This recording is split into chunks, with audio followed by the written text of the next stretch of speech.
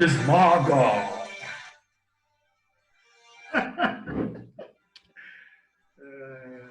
Não, E aí, não tem como eu falar de uma apresentação aqui com com um gigante desse, pensar um herói medíocre, tem que pensar uma coisa grande. Afinal de contas, né? A grandiosidade.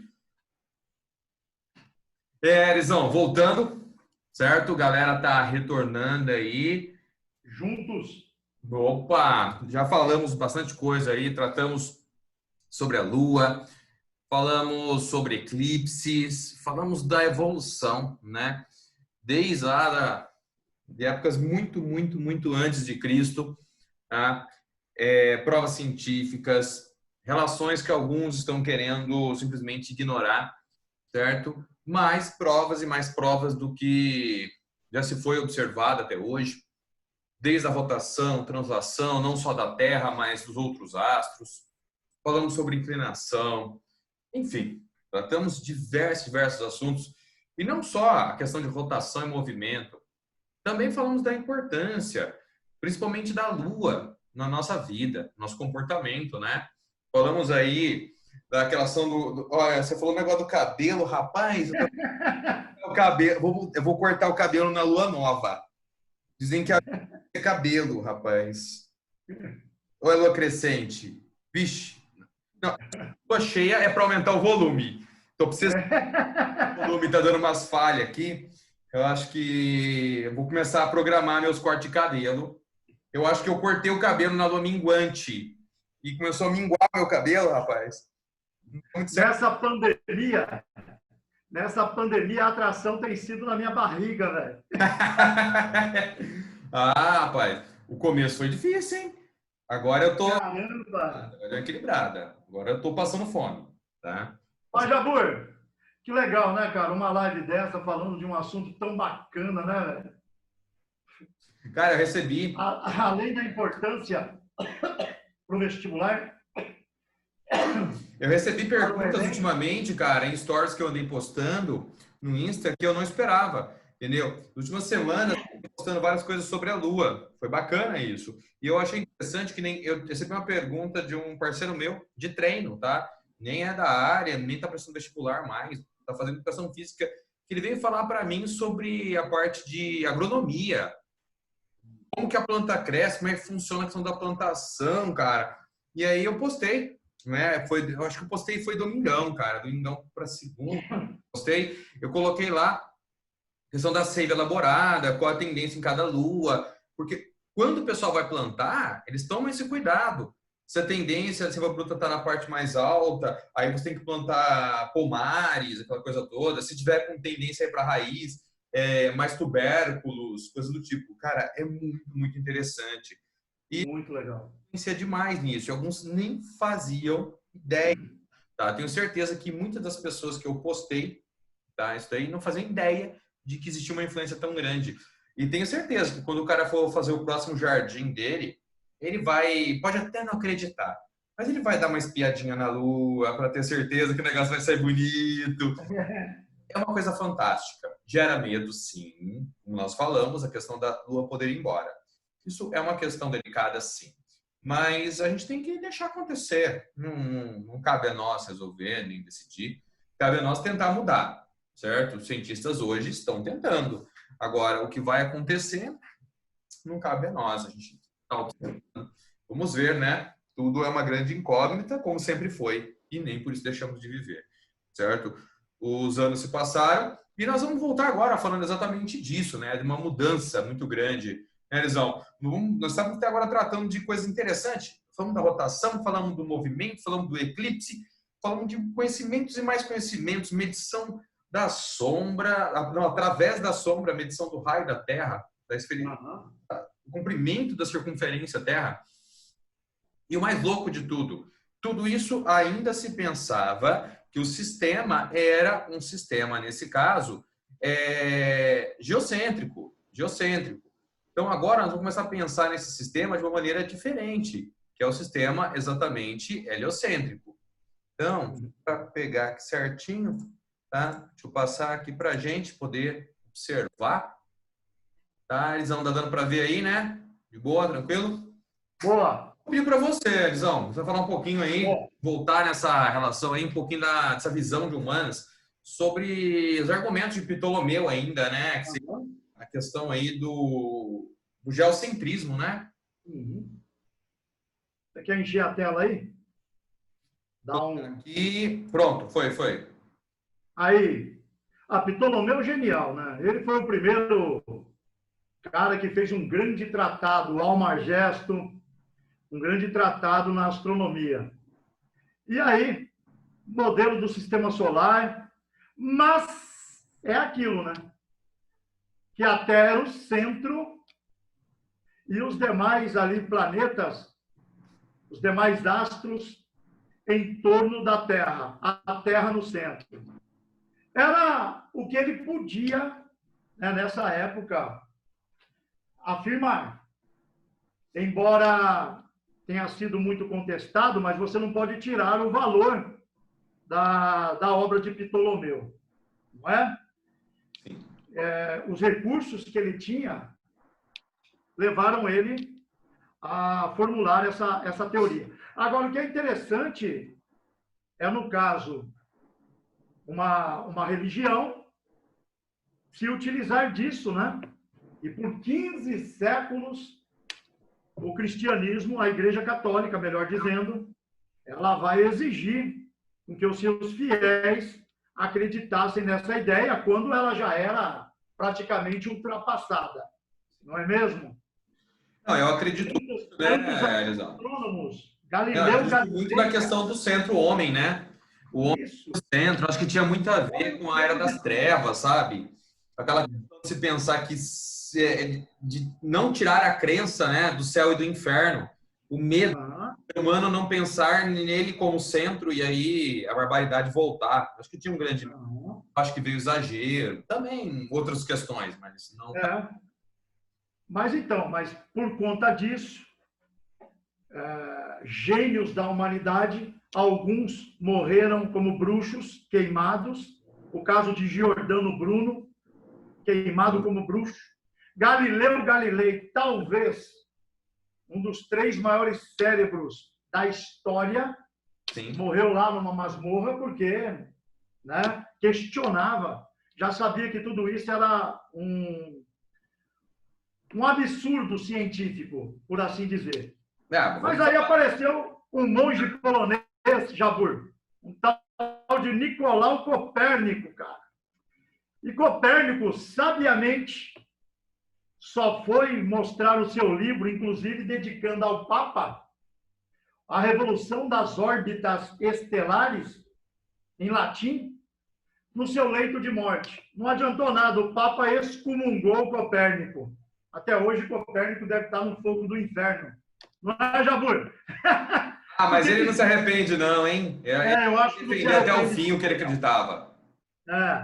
Que a Terra não era o centro do universo, né? A Terra era um planeta que girava em torno do Sol, de uma estrela. E nós usamos esse modelo até hoje, o sistema heliocêntrico.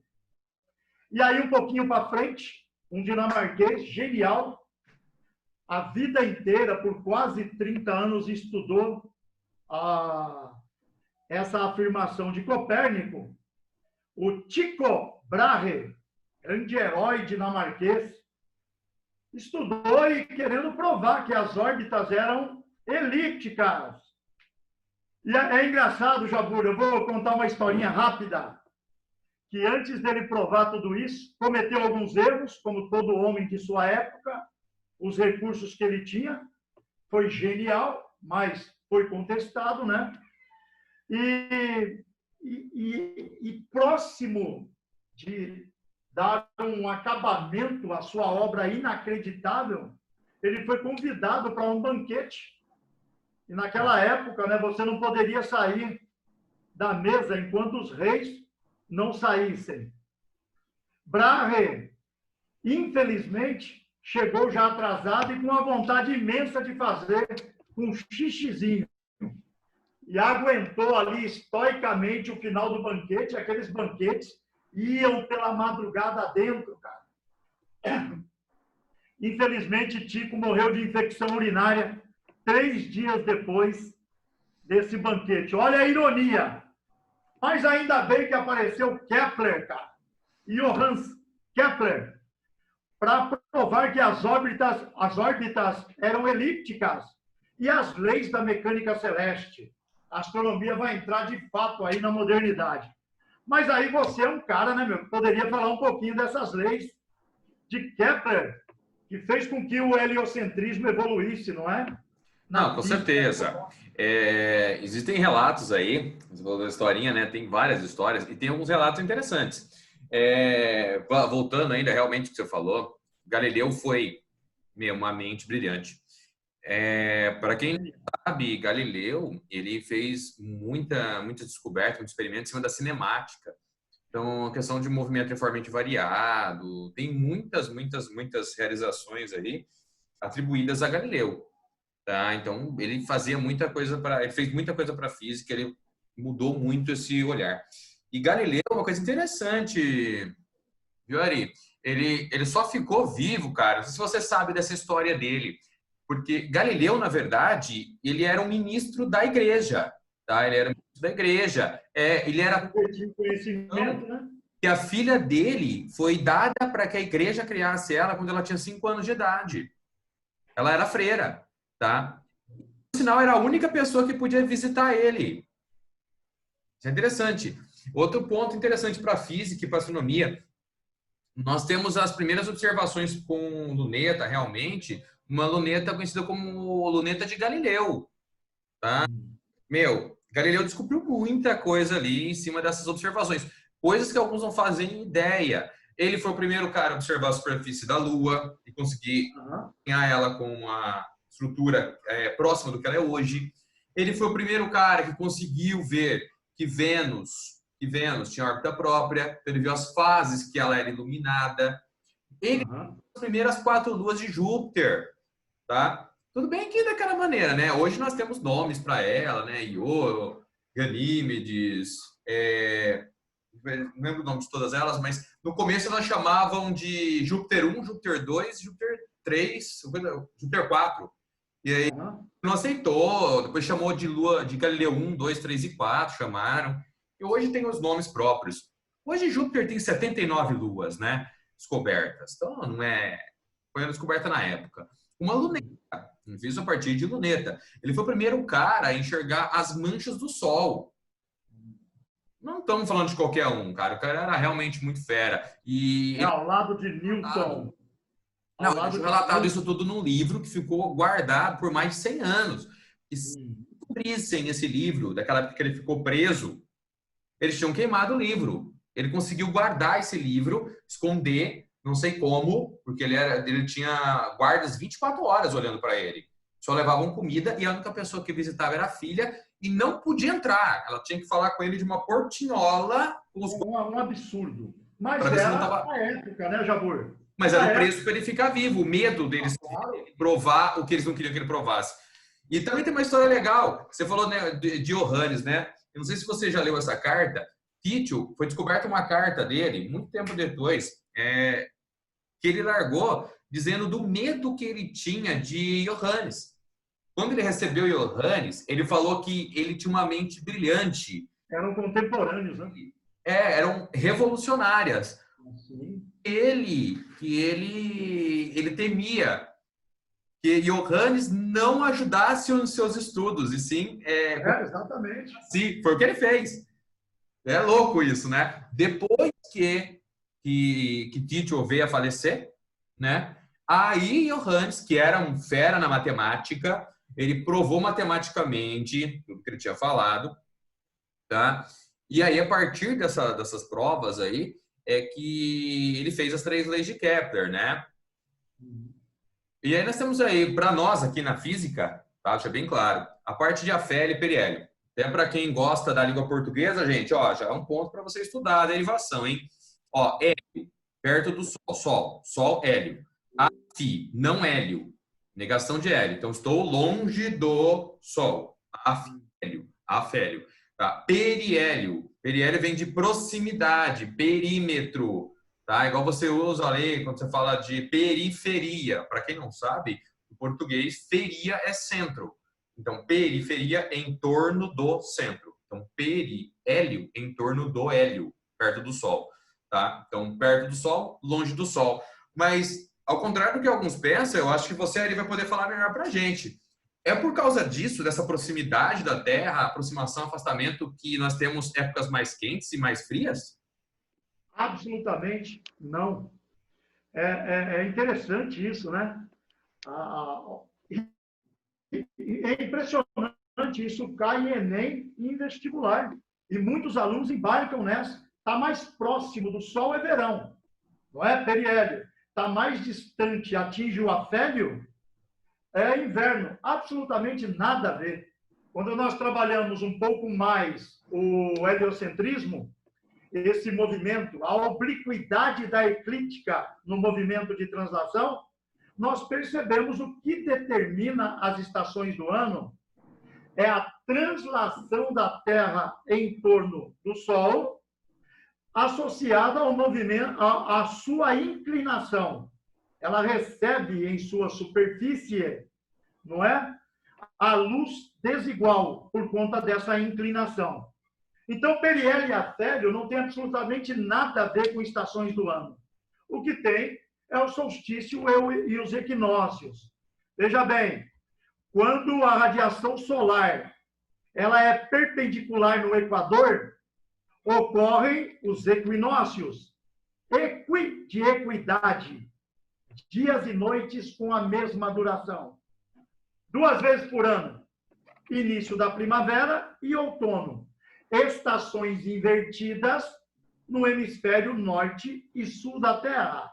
Por conta da translação e inclinação, as estações são invertidas.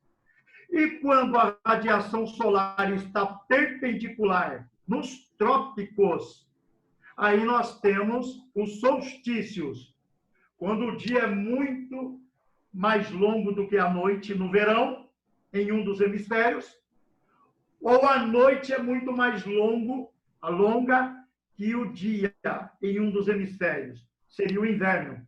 Então, veja bem, eu até coloquei uma questãozinha aí para a gente trabalhar. Toca um pouquinho aí, vamos ver se a gente encontra. Aí, olha que legal. Essa questão, se eu não me engano, foi na Unicamp. Andrômeda será sacrificada ao Kraken no dia mais longo. Se é o dia mais longo do ano, já é verão, meu amigo. É o início do verão. É o solstício. Quando é o dia é muito mais iluminado do que a noite. Então, o aluno bate o olho ali, ele já fala, opa, solstício de verão. Se é o dia mais longo do ano, é solstício de verão. Só que tem 2. Verão no hemisfério norte e verão no hemisfério sul. Por que é o dia 21 de junho, não o dia 21 de dezembro? Porque a Grécia, Andrômeda, mitologia grega, a Grécia está na Europa. A Europa está acima do Equador. Portanto, é em junho o solstício no hemisfério norte. Olha que legal, né, Jabur? Muito legal isso, né, cara? Uma associação entre a física e a localização geográfica aí, ó. Perfeito. Por isso, é 21 de 12. Porque 21 de 12 seria solstício de verão no hemisfério sul e solstício de inverno no hemisfério norte. Tudo isso por conta da translação e da inclinação da Terra em relação à radiação solar. Mas você poderia falar um pouco mais para nós sobre isso. Vamos lá, Jabur! Ó, na física, Arizão, negócio, a visão, olha, interessante também. Só que olha o que a gente olha. Na verdade, para a gente, essa parte de solstício, de equinócio, lógico, muito importante entender essas épocas, mas essa inclinação da Terra, esses 23,5 graus, viram questões muito polêmicas dentro do magnetismo terrestre. Pensando no clima, né? Muito interessante. A questão que o imã aponta. Um escoteiro, para ele se orientar, não só um escoteiro, né? Mas um cara que faz trilha, um cara que gosta de se aventurar e usa bússolas para não se perder, ele tem que saber dessa inclinação. Porque a bússola, ela é sempre orientada com um certo ângulo em relação ao polo norte e sul. Então, seguir a bússola retinho, ele não vai parar no norte da Terra, nem no sul. Ele vai sempre... Ele vai para o centro magnético sul, né?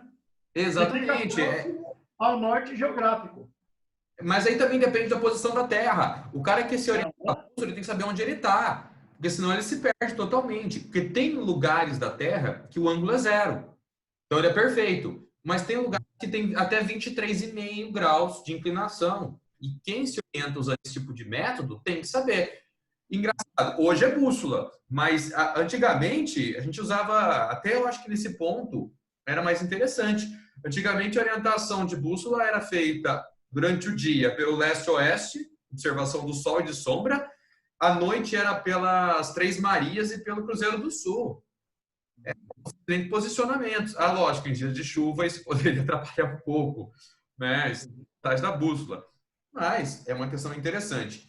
E outra coisa, Johannes, quando ele trouxe esse movimento, né, mais próximo, mais afastado, ele trouxe o conceito que até então não era usado, que era o movimento dos corpos celestes fazerem essa relação elíptica, uma elipse. Todo corpo celeste faz movimento de elipse.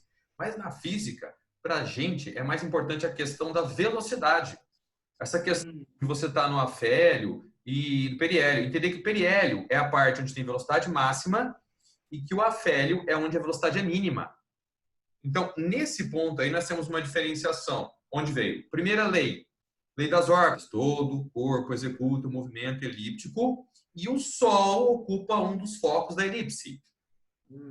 Lei. Em períodos iguais, um corpo varre áreas iguais. E terceira lei, que é a relação do período-raio, que todos os corpos respeitam a mesma constante, chamada de constante de Kepler. Mas isso aí é para outro momento, a gente vai falar mesmo da física profunda. Não vou entrar nisso agora, porque eu acho que o nosso questionamento principal é outro, né, Arizão? Depois de ter falado tudo isso, surge aquela pergunta, né, tão esperada. E afinal, Arizão, a Terra não é plana? Então, para título de informação, nós não estamos respondendo as questões aí, porque nós vamos deixar isso para um bate-papo no final aqui, né? Não, lógico. Né? Agora é interessante. Eu usei essa charge aí, que é muito engraçadinha, né?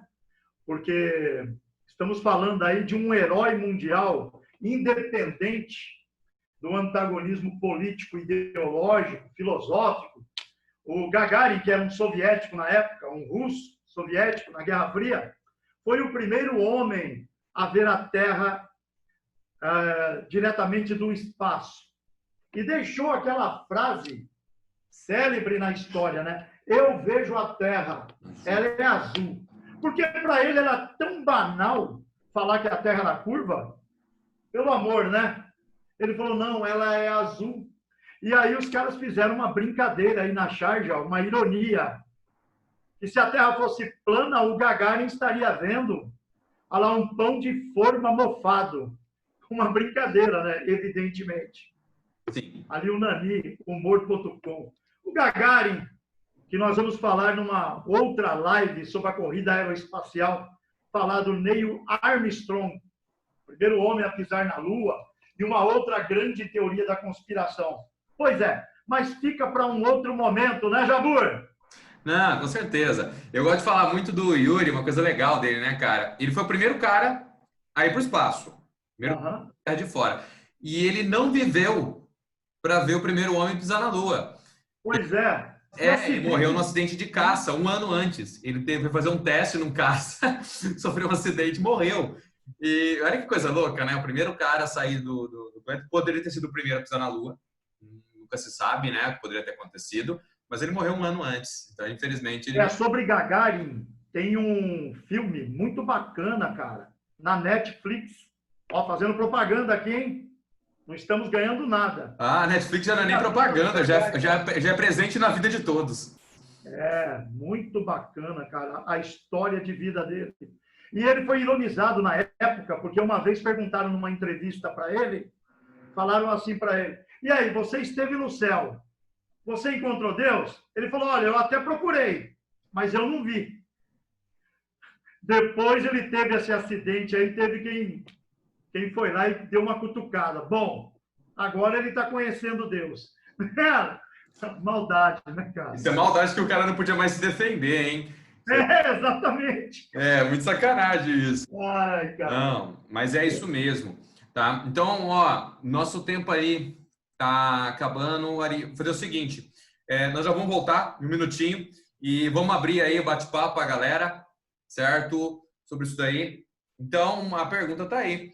Eu creio que muitos estão questionando, pode ser um tema para esse ano no vestibular, tá muito polêmico, tá? Eu tô vendo, inclusive, vamos deixar bem claro, gente, e existem sim argumentos para a Terra plana. Vou falar um pouco deles agora na volta.